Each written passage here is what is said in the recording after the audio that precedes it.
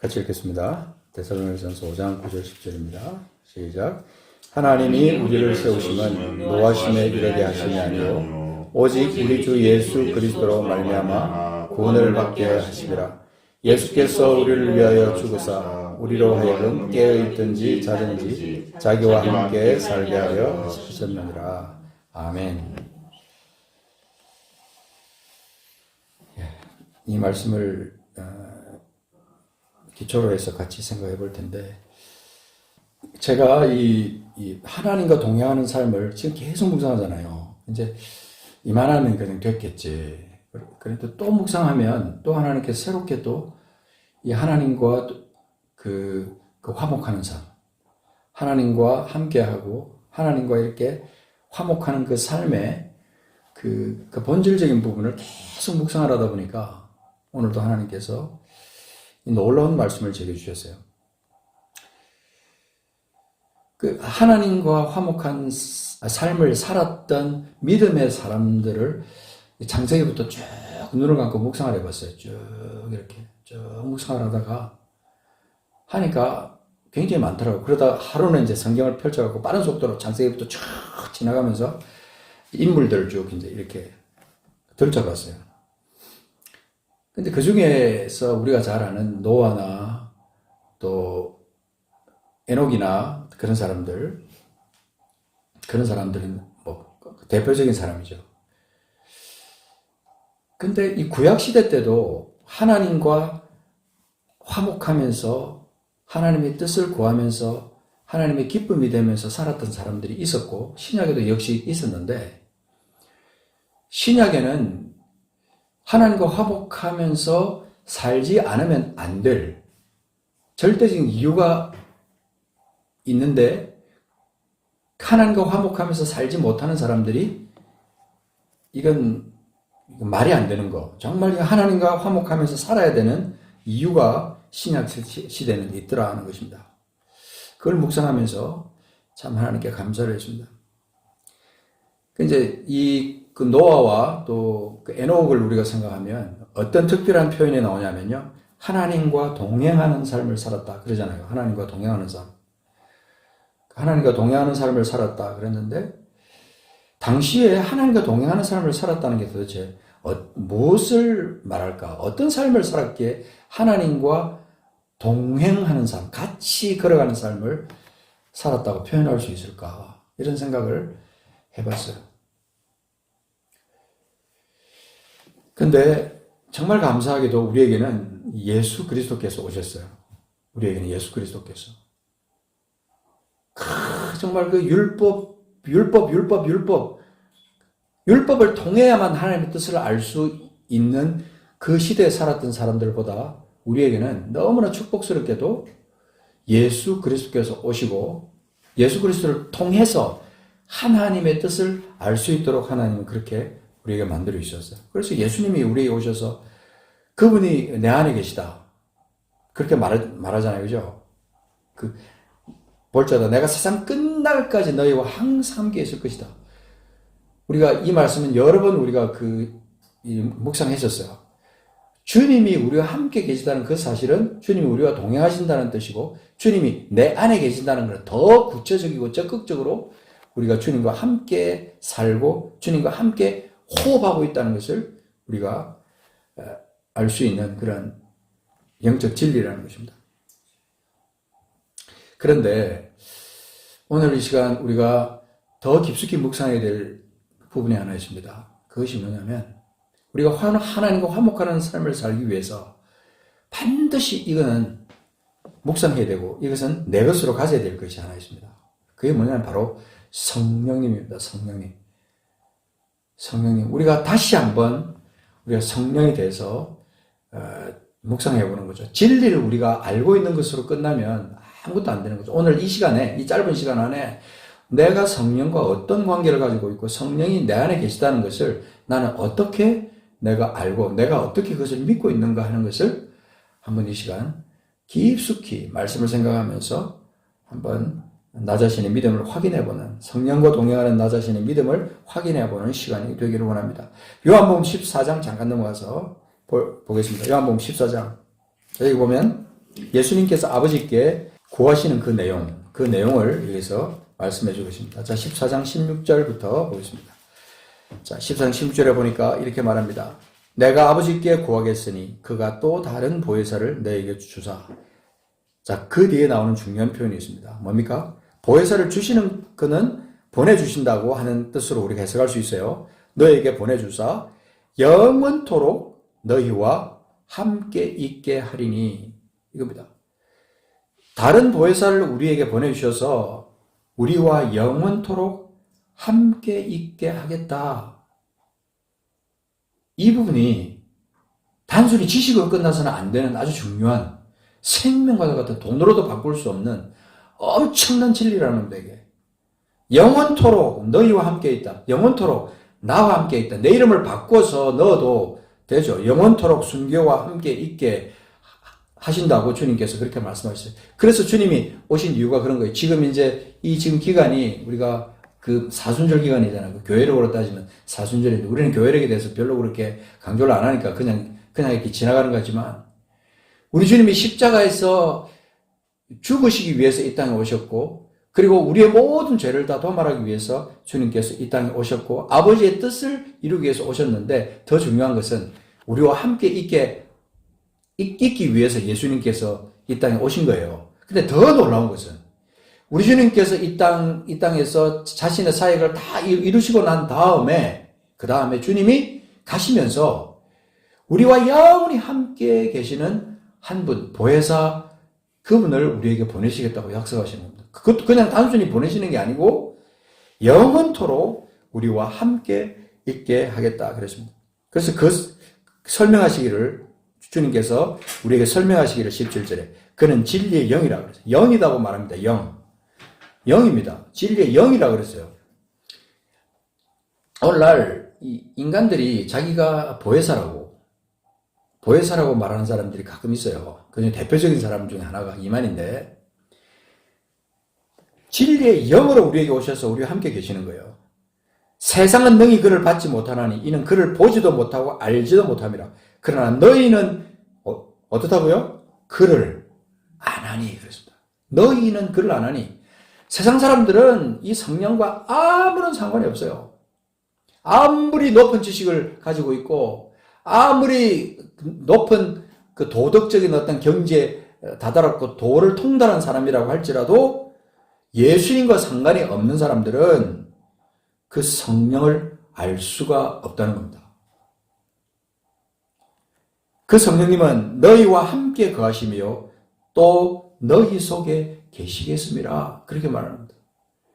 이 성령이 우리와 함께 계셔서 우리를 위로하시고, 우리를 가르쳐 주시고, 우리에게 힘을 주시고, 우리가 하나님 나라의 상속자로 구세에 설 수 있도록 하나님 우리와 함께 하신다는 것입니다.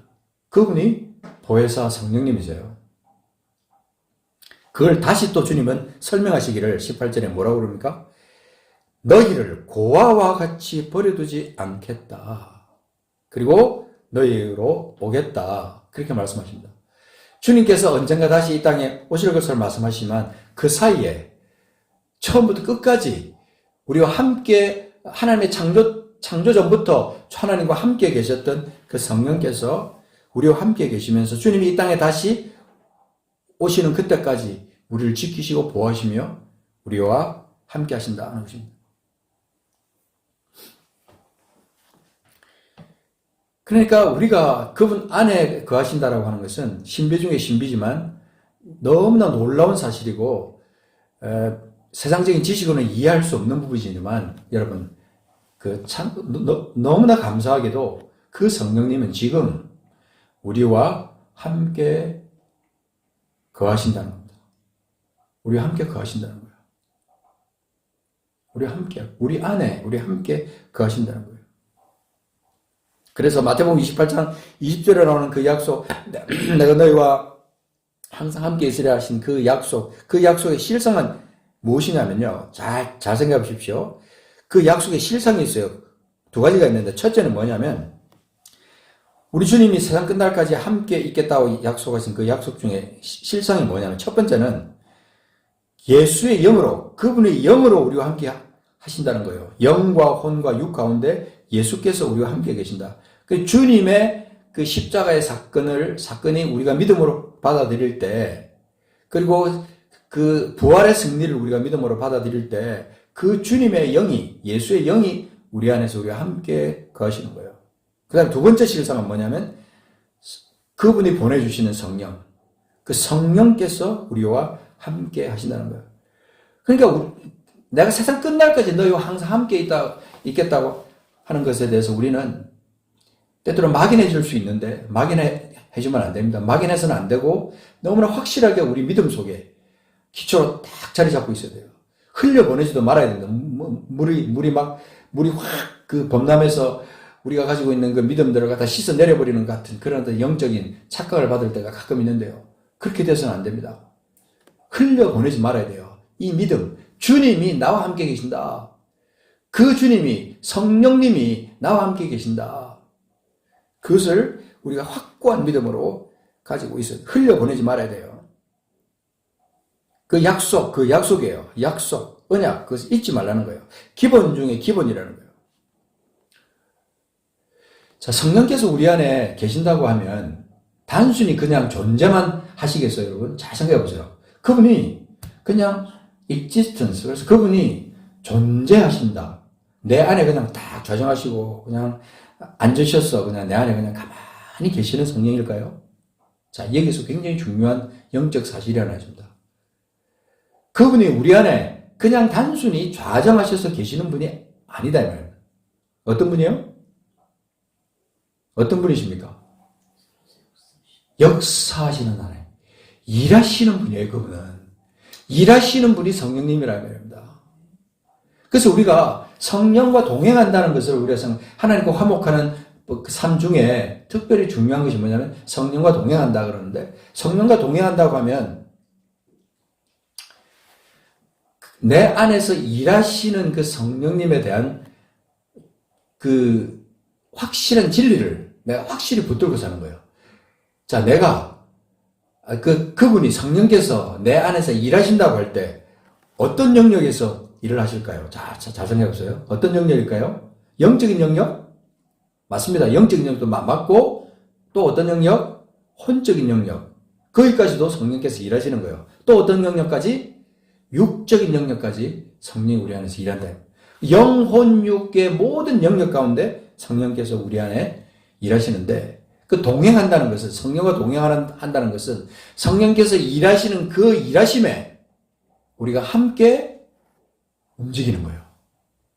성령께서 우리 안에서 역사하시는데, 그분은 내 안에서 막 일하시고, 또 내 안에서 일하심으로 말미암아 내 삶을 풍성하게 만들어 주시고자 원하시는데, 나는 아무런 감동이 없어요. 나는 가만히 있는 거예요. 그러면 동행하는 게 아니에요. 성령께서 내 안에서 일하신다고 하면 나도 그 성령의 일하심에 발맞춰 가지고 함께 그 안에서 역사해야 되는데, 그 역사 중에 중요한 게 뭐냐면요, 감사예요. 감사. 성령이 내 안에서 일하실 때 내가 감사함으로 말미암아 성령께 화답하고 감사함으로 하나님께 영광을 돌리면서 그렇게 나가면 성령이 일하시는 그 역사하심이 내 안에서 내 믿음과 합쳐지면서, 내 감사와 합쳐지면서 그것이 내 삶 가운데 열매로 드러나는 거예요. 우와! 어느 날 갑자기 내가 상상하지 않는 나는 때로는 믿음이 없어서 연약해가지고 믿어지지도 않고 그랬는데, 아주 개사시할 만한 조그만 믿음밖에 없었는데, 될까 말까 그랬는데 성령이 내 안에서 일하시는 것이 어느 날 갑자기 믿어지면서 내가 눈을 떠보니까 성령께서 일하시고 내 개사시 알만한 그 믿음과 합쳐지면서 그것이 영으로, 혼으로, 육으로 그것이 열매로 나타나면서 남들은 이적이라고 그러는데, 기적이라고 그러는데 나는 그것을 체험하고 있더라는 거예요. 이게 중요한 겁니다. 많은 사람들이 예수를 믿는다는 것을 너무 비상적으로 생각해요. 그러니까 이 땅에서 예수 믿는 것은 그냥 너무나 막연하니까 그냥 늘 그러잖아요. 죽어서 가는 천당, 그거 하나 따려고 예수 믿는다고. 그거는요, 정말 손해보는 삶이에요. 말도 안 되는 삶이에요, 그거는. 정말 그건 억울한 삶이라는 말입니다. 정말. 주님이 원하시지도 않고 우리 주님 성령께서 안에서 탄식할 만한 그런 믿음의 상태라 이 말입니다. 성령이 우리 안에 거하신다면 우리 안에서 단순히 거하시는 존재가 아니라 일하시는 분이에요. 우리 삶의 본질 중에서 정말 중요한 것, 주님께서 우리와 함께 계시면서 우리와 함께 일하신다. 아버지의 뜻에 따라서 그렇게 하시는 것이죠. 그죠? 그래서 우리의 삶의 어떤 행동 가운데 중요한 것은 뭐냐면 성령께서 일하실 때 우리도 같이 일한다. 같이 일해야 된다. 그것을 어떻게 표현하냐면 오늘 우리가 읽은 본문 말씀에 보면 이렇게 말합니다. 10절에 보면 예수께서 우리를 위하여 죽어서 우리로 하여금, 자, 우리가 어떤 삶을 살아야 되냐면 깨어있든지 자든지 자기와 함께 살게 하려 하셨네요. 여기 보면요. 깨어있든지 자든지 자기와 함께 살게 하려 하셨어요. 자기와 함께 살게 하려 한다. 그냥 주님께서 내 안에서 역사하신 것을 맛보면서 기뻐하면서 살게 하려 하십니다. 그것으로 말하면 행복한 삶을 살게 하려고 주님께서 그러셨다. 그 차원이 아닌 거예요. 우리는 우리를 위하여 죽으사 우리로 하여금, 우리를 위해서 죽으신 예수님께서 우리로 하여금 깨어있든지 자든지, 자, 이거는요, 어떤 믿음의 차원까지 가냐면요, 깨어있든지 자든지 언제든지, 이 말은 기쁠 때든지 감사할 일이 있든지 어떤 상황에 있었든지 간에 자기와 함께 산다. 주님과 함께 호흡한다는 거예요. 주님과 함께 호흡한다. 이런 신비의 신앙생활을 맛보면서 살아가는 성도가 여러분 많을 것 같죠? 정말 생각보다. 제가 지난 한 주간 동안 이 말씀을 계속 묵상하는 중에 주님께서 제게 그런 마음을 주시더라고요. 너도 전에 그런 삶을 네가 살았더냐? 주님께서 내게 그렇게 말씀하시는 거예요. 너도 그런 삶을 살았더냐? 내가 그런 삶을 살지 못했었다고 하면 다른 사람들도 다 비슷했을 거예요. 왜냐하면 같은 길을 가고 있었어요. 그냥 그저 종교적인 생활하고 그냥 교회 왔다 갔다 하면서 그냥 그렇게 그냥 적당히 살았던 그 지난 생활들. 수많은 그리스도인들, 수많은 그 교회 다니는 사람들이 그렇게 살았을 가능성이 있는 겁니다. 그런데 오늘 여러분 이 사실 기억해야 됩니다. 성령님과 동행하는 삶, 진리의 영으로 오신 그분과 함께 동행하는 삶, 그거는요, 여러분 지식으로 되는 게 아니잖아요. 그 영적이 되지 않으면 이 성령과 교통하고 성령과 동행하는 삶을 살기 위해서는요, 반드시 우리도 이 영의 통로가 열려야 되는 거예요. 영의 통로가. 이 영의 통로가 열리지 못하도록 방해하는 요인들이 많잖아요. 그죠? 대표적인 게 우리 이 핸드폰. 정말 우리 이거 영의 통로가 열리지 못하도록 방해하는 그런 아주 대표적인 거죠. 또 어떻게 보면 또 텔레비전도 그럴 수도 있어요. 그죠? 그러니까 우리가 하나하나 생각하면서 나 자신을 점검해. 사람마다 다르지만 이 영의 통로가 열려야 하나님의 깊은 것에 통달할 수 있어요. 하나님의 깊은 것에. 그래야 고린도전서에 나오는 그 어떤 그 성령의 은사들이나 이런 것들, 신비한 것들을 내 것으로 만들 수가 있죠. 성령, 말은 성령이라 그러는데 성령과 동행한다 그러는데 성령의 은사도 맛보지 못하면서 살아가면 성령과 동행하는 삶을 산다고 할 수 있겠어요? 아니잖아요. 성령과 동행하게 되면요, 성령의 은사를 사모하게 되더라고요. 사모하게 돼요. 바라게 돼요. 욕심이 생기는 거죠. 거룩한 욕심, 영적인 욕심이 생기는 거죠. 그죠? 그냥 방언을 했으면, 주님, 나는 좀, 그것보다 좀 더 큰 은사를 좀 받고 싶어요. 그 거룩한 욕심은요, 그것이 세상적으로 내가 그것을 가지고 명예를 쌓아서 내 이름을 내보자, 내가 좀 잘난 척 해보자, 그런 차원이 아니고, 하나님께 영광 돌리고 싶어서, 하나님, 나 좀 더 다른 은사 내가 갖고 싶어요. 성령 은사를 내가 갖고 싶어요. 그런 거룩한 욕심이 생기면 주님께서, 성령께서 그 은사를 안 주시겠어요? 반드시 주실 거라는 거예요. 오늘날 이 시대는 점점점 가면 갈수록 이 성령과 동행하는 사람이 점점 줄어들게 되어 있습니다. 시대적인 사조를 따라가다 보면 영적인 상태가 되지 않고 자꾸만 이성적으로 따지게 되고 그러다 보면 점점 육적인 상태로 가게 되고 사탄이 좋아하는 그런 상태로 이끌려가다 보면 하나님과 화목하는 사람하고는 점점 멀어진 삶으로 계속 나가는 거예요. 머리는 차가워지고 막 머리는 커지고 냉철해지지만 이 마음은 같이 덩달아서 차가워지면서 성령과 관계없는 삶을 계속 살아가는 그저 종교적인 삶으로 끝나다 어느 날 갑자기 됐다 그만 살고 와 그냥 올라가는 거예요. 그러면요 이 땅의 삶에 대한 그 심판은요 나중에 하나님 앞에 가서 그냥 받을 수밖에 없는 것이 우리라는 거예요.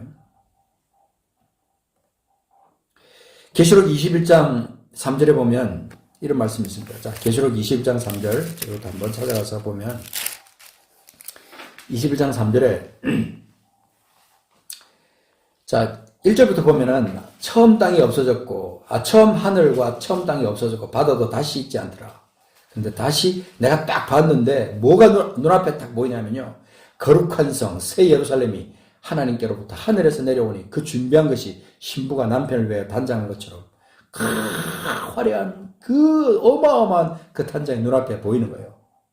근데 또 3절에 보니까 내가 들으니 보좌에서 큰 음성이 나서 이르되 보라 하나님의 장막이 사람들과 함께 있음에 하나님이 그들과 함께 계시리니 그들은 하나님의 백성이 되고 하나님이 친히 그들과 함께 계셔서 모든 눈물을 그 눈에서 닦아주시니 다시는 사망이 없고 애통하는 것이나 곡하는 것이나 아픈 것이 다시 있지 아니하리니 처음 것들이 다 지나갔습니다.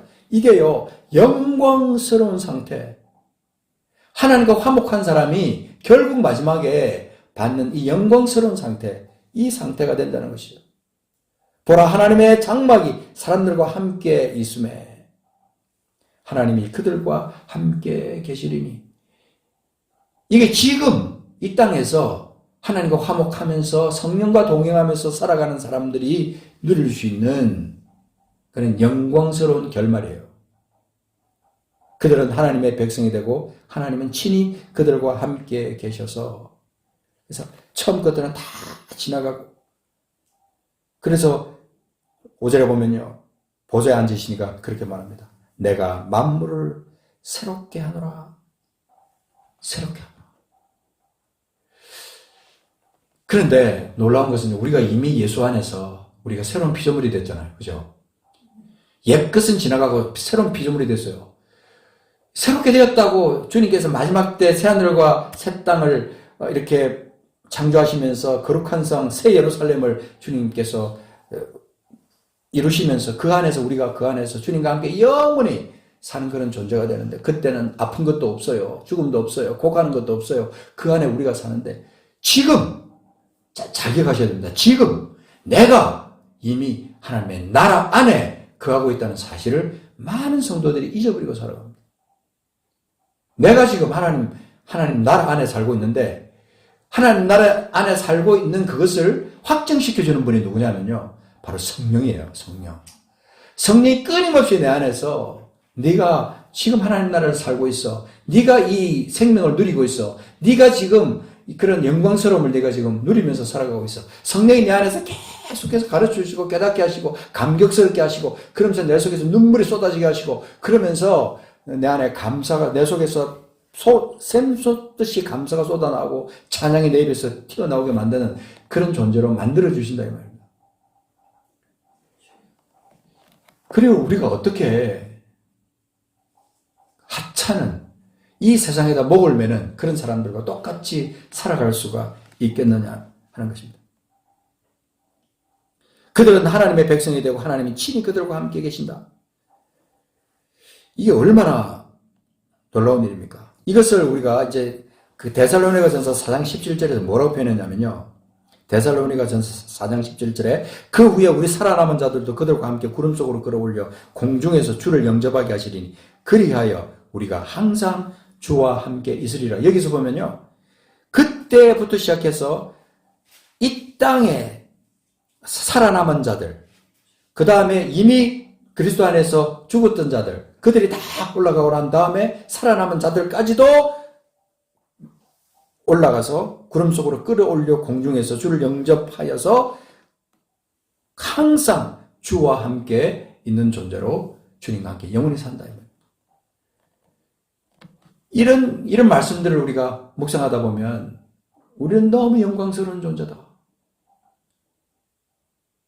단순히 우리가 성령 그러는데 성령이 그냥 단순한 존재가 아니잖아요. 그분이 진리의 영으로 우리 가운데 오셔서 하나님의 역사와 예수 그리스도의 역사를 대신해서 우리 안에서 계속해서 지금 이루고 계시는 거예요. 지금 말씀을 전하는 이 시간에도 성령은 제 입을 통해서 또 우리의 생각들을 통해서 우리의 영의 판단, 혼의 판단들을 통해서 이 시간에 주님을 묵상하게 만들고 주님 앞에 영광 돌리는 시간으로 주님께서 계속 지금도 일하고 계시는 거예요. 지금 이 시간에도 일하고 계시는 거예요. 그래서 주님의 이름으로 모이는 공간들이 너무 소중한 거예요. 너무 소중한 거예요. 네? 자, 우리 한번 이 시간 찬송가 191장 한 절만 우리 찬송하고 또 말씀을 제가 마무리하려고 합니다. 191장 한 절만 찬양합니다. 내가 매일 기쁘게 순례의 길 행하면 주의 팔이 나를 안보하며 내가 주의 큰 복을 받는 참된 비결은 주의 영이 함께함이라. 이 찬양이 그냥 된 찬양이 아니에요. 이게 191장 너무 소중한 찬양이에요. 1절만 한번 같이 부르겠습니다. 내가 매일 기쁘게 순례의 길 행함은 주의 팔이 나를 안보하며 내가 주의 큰 복을 받는 참된 비결은 주의 영이 함께하니라.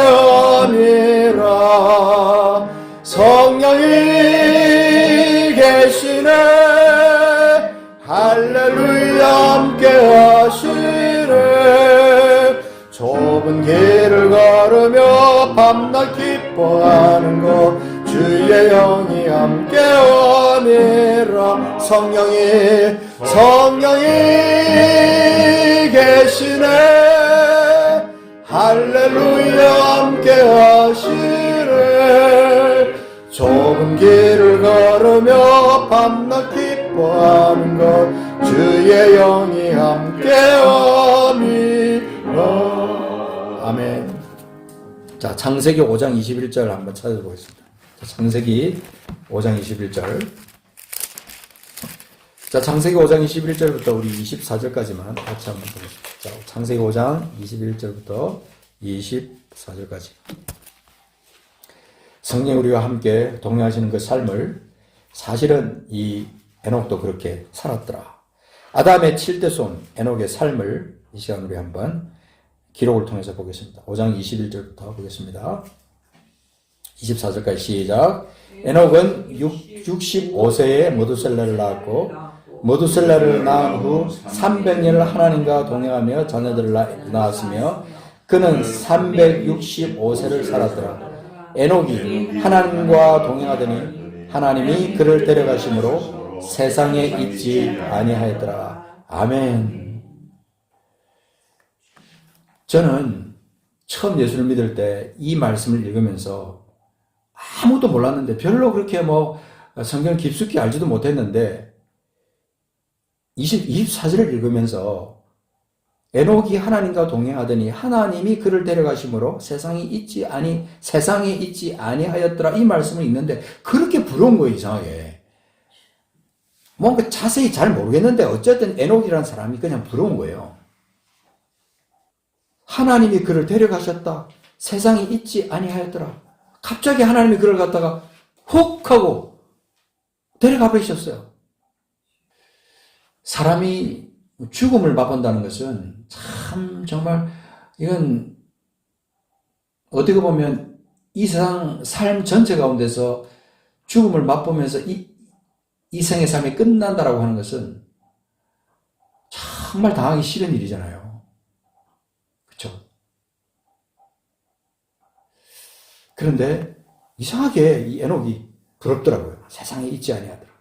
제가 좀 조숙했어요. 중학교 2학년, 중학교 3학년 그때 일찍 제가 저희 할머니 돌아가시고 아버지 돌아가시고 큰아버지 돌아가시고 매년 한 번씩 이렇게 돌아가시는 삶을 제가 살면서 그 죽음을 갖다 경험하면서 참 죽는 거 정말 싫다 그랬는데 성경을 계속 읽다 보니까 이런 사람도 있더라고요. 근데 어느 날 갑자기 하나님이 제게 어떤 믿음을 딱 주냐면요. 너도 에녹 같은 삶을 사는 거야. 갑자기 그런 마음을 탁 주시는데 왜요? 지금 너는 이미 하늘나라로 옮겨진 거야. 그리고 너는 지금 주님과 함께 동행하는 거야. 성령과 함께 동행하는 거야. 내 삶은 이미 하늘나라로 옮겨진 삶이야. 그 믿음을 나에게 팍 주시는 거예요.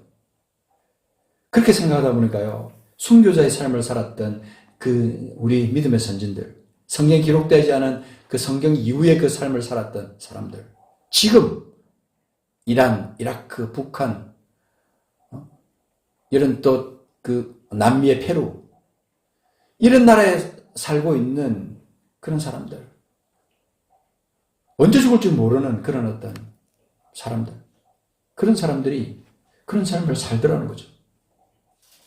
그래서 그들이 죽는 모습을 제가 보면서 맞아, 저분들은 천국에 있는 삶을 살았구나. 저분들은 이미 천국을 지금 살고 있었구나. 그러니까 저렇게 죽음이 아무렇지도 않은 거예요. 뒤에서 총으로 빵 쏘면 내가 뭐 아프겠지, 내가 막 어떻게 죽는 거 비참하겠지, 어떻게 죽지, 너무 싫어, 죽기 싫어, 이런 게 아니라 그들은 이미 천국을 가 있는 거예요. 이미 천국에 가서 하나님과 함께 살고 있는 거예요. 성인과 늘 동행하고 있으니까 그들은 이미 이 육신의 목숨이 끊어진다고 해도 그것은 아무 문제가 되지 않는 거예요. 그러니까 그들이 그냥 옆에서 그렇게 총을 빵 쏘고 옆에 있는 동료가 넘어지는데도 안들 하고 있지도 않아요. 그냥 눈 뜨고 있는 거예요. 눈 뜨고 옆에 사람이 총을 맞고 쓰러지는데도 전혀 동요하지 않고 다음이 나구나. 그냥 담담하게 그냥 그대로 한 사람씩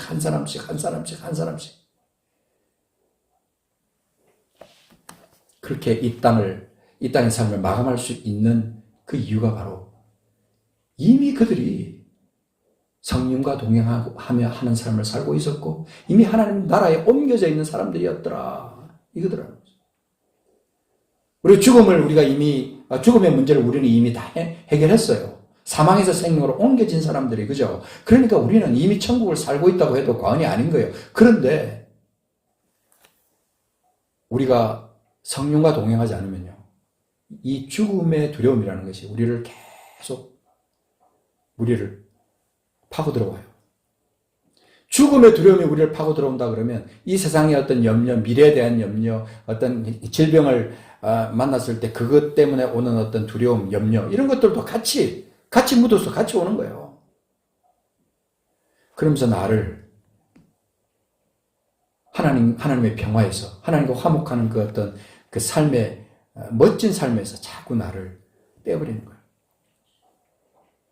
우리는 그렇게 살아서는 안 됩니다. 성령과 동행하는 사람.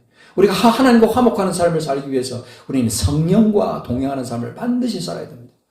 성령께서 내게 말씀하시고 내게 인도하시는 그것을 내가 즐겨하고 듣고 싶어하고 주님께서 나를 인도하시고 깨닫게 하시면 그냥 그 자리에서 그냥 회개하고 그냥 그렇게 하나님 앞에 감사하면서 주께 영광 돌리면서 매 순간마다 주와 동행하는 삶을 살아가면서 깨닫게 하시는 그대로 또 깨닫고 회개하고 그렇게 사는 거예요.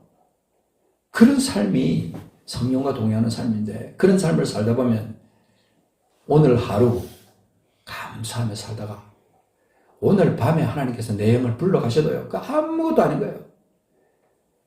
순교자의 삶을 사는 사람들이 정말 저는 그렇게 해서 순교자의 삶을 사는 사람은 저는 이번에 이제 말씀 묵상하면서 깨달았어요. 아, 그 사람들은 매일 성령과 동행한 사람들이구나. 매일 성령과 동행. 깨어있든지 자든지 주님과 함께 있던 사람들이구나. 언제 죽어도, 언제 이 땅을 마감해도 아무런 문제가 되지 않나. 주님과 함께 살고 있으니까. 죽든지 살든지 주님과 함께 동행하고 있으니까 오늘 하루의 삶이 그들에게는 최고의 삶인 거예요. 그러니까 내일을 염려하지 않을 수 있고 내일의 걱정을 다 날려버릴 수 있고 그저 하루를 감사함으로 주님 앞에 영광 돌릴 수 있더라는 것입니다. 그런 사람들은 매일이 하나님 앞에 영광 돌리는 사람이에요. 성령과 동행하는 사람. 성령이 일하시는 데 대해서 감사하며 감격, 그것에 대한 영적인 자각이 있으면 느껴져야 돼요. 그것이 성령과 동행하는 것이 느껴져야 돼요. 그것이 영으로 느껴지면서 그러면서 그것이 증거로 어떻게 나타납니까? 내 속에서 말할 수 없는 기쁨으로 나타나면서 그것이 배에서 생수가 올라오듯이 팍 올라오면서 기쁨의 어떤 감사의 찬송, 감사의 고백 이런 것들이 내 속에서 팍 나오는 거예요. 그래서 성령과 동행하는 사람의 증거는요. 저는 여러분에게 확실하게 말씀드릴 수 있어요. 감사예요, 감사. 감사하는 삶을 사느냐 아니냐를 보면요. 저 사람은 지금 성령과 동행하고 있어. 이 세상은 우리를 감사하지 못하게 만들죠. 계속해서 감사를 잃어버리는 삶을 살게 만들고 그렇게 합니다. 자, 끝으로 이제 데살로니가 전서 5장 우리가 잘 아는 말씀. 데살로니가 전서 5장 말씀 보겠습니다.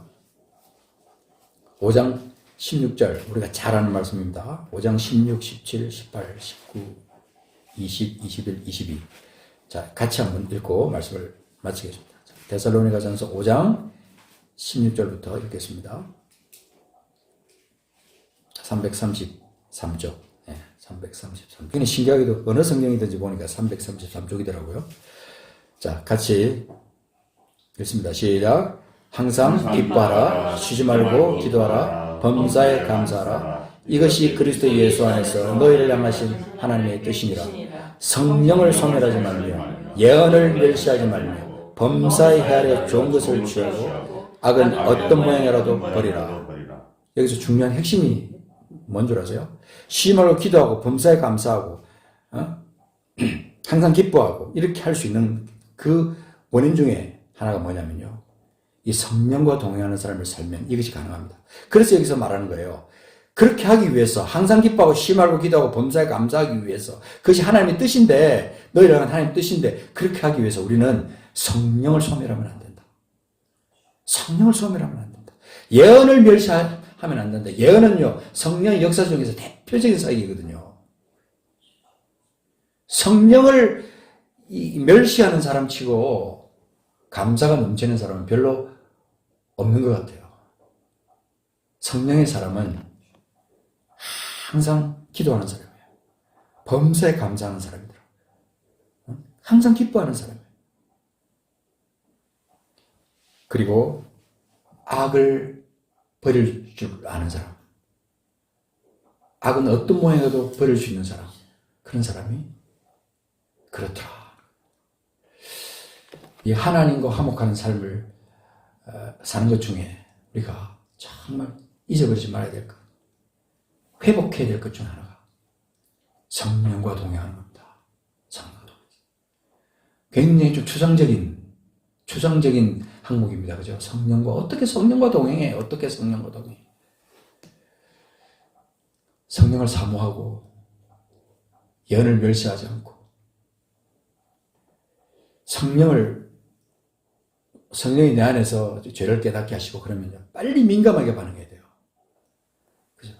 그런 삶을 우리가 살다 보면 하루 이틀 우리 성령과 동행하는 삶을 이제 살아가는 삶을 살다 보면 내 삶이 점점 더 하나님의 성품에 가까워지고 주님의 나라에 걸맞는 사람, 하나님의 자녀에 걸맞는 사람으로 점점 우리가 변화되어 가는 거예요. 그러니까 오늘 하루 성령과 동행하며 살다 오늘 밤에 내가 하나님 나라 가더라도요, 영원한 나라로 가더라도 큰 영광스러운 삶인 거예요. 이 땅에서 좀 부족하고 이 땅에서 돈도 좀 없고 이 땅에서 좀 아프기도 했고 그렇지만 성령과 동행하며 살아가는 사람, 하나님과 화목하면서 하루하루 그렇게 사는 사람은요, 천금을 얻은 사람이에요. 무엇이 부럽습니까? 아무것도 부러울 게 없는 거예요.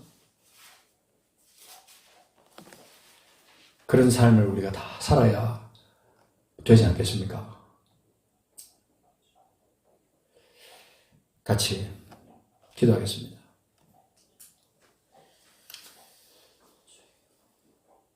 우리가 아까 찬송한 것처럼 성령이 계시네, 할렐루야 함께 계시네. 좁은 길을 걸으며 밤낮 기뻐하는 것, 밤낮 감사하는 것, 주의 영이 함께함이라. 그 찬양처럼 우리 믿음의 선진들은 그렇게 살았습니다. 가면 갈수록 사랑도 식어지고 믿음도 식어지고 성령이 누군지 지식적으로는 알지만 성령과 동행하는 삶이라는 것은 꿈도 꾸지 못하고 살아가는 사람들이 이 땅에 교회 안에 수두룩빽빽합니다. 우린 절대로 그렇게 살아서는 안 됩니다. 하나님과 화목하는 삶, 그 삶을 살기 위해서는 반드시 성령과 동행하는 삶을 살아야 되는 겁니다. 매일 매순간 1분 1초도 우리 주님은 우리를 떠나지 않으십니다. 성령은 우리를 떠나지 않으세요. 한번 내 마음에 오셔서 좌정하시면 계속 나를 지켜주시는 거예요.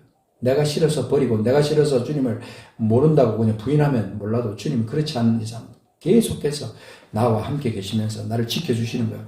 내가 때로는 어떤 경우는요, 내가 주님을 계속 부인하면서 떠났다고 할 때 주님은요, 나를 말처럼지서 지켜 보호하실지도 몰라요. 내가 영어로 그것을 어떤 때 느낄 때가 있었거든요. 신학적으로 어떻다 저떻다 이걸 우리가 말하기 전에요, 성령이 내 안에 계시면